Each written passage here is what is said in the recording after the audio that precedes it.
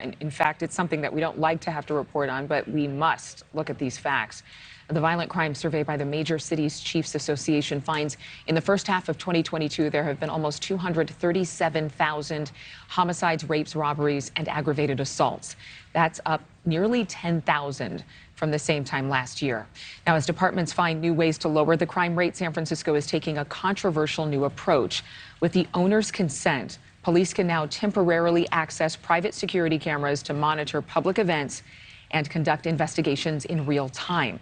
Alex Capriello is live with reaction to the new law. And Alex, to be clear, this is something where police don't have to have permission from the homeowners to use or access those private cameras.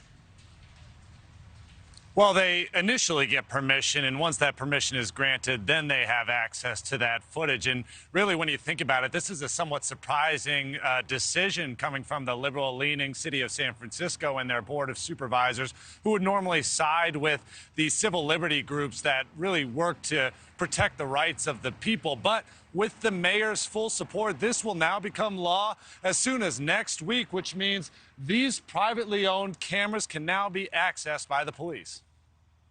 A first-of-its-kind and highly controversial proposal has passed in San Francisco, allowing police to monitor private security cameras in real time. Police claim it's all in the name of public safety for neighborhoods that have been overrun with crime and drug use, but doesn't sit well with some locals. We believe that live surveillance in the hands of law enforcement is really dangerous for the rights of our communities, for people to be able to express themselves freely, to engage in protests, to go to events, to live their lives in public. There are stipulations. Police can only monitor the feeds live for 24 hours in true emergencies when lives are at stake or in criminal investigations.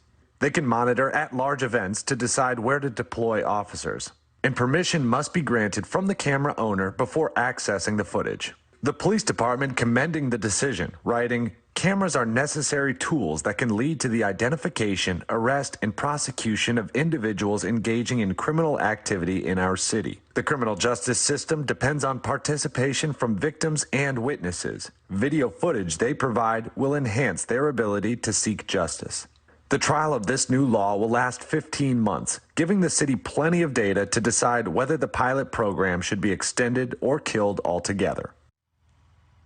And this proposal is widely expected to become law next week. However, it does face one last hurdle. Two members of the police commission requested that that vote actually be postponed until they have a chance to fully review that legislation. Adrian. Alex, thank you for the clarity and the perspectives of those who are involved in that citywide effort. Thank you. Still ahead. Thank you for watching. Go to newsnationnow.com to find NewsNation on your television provider. And don't forget to click the red subscribe button below to get more of NewsNation's fact-driven, unbiased coverage.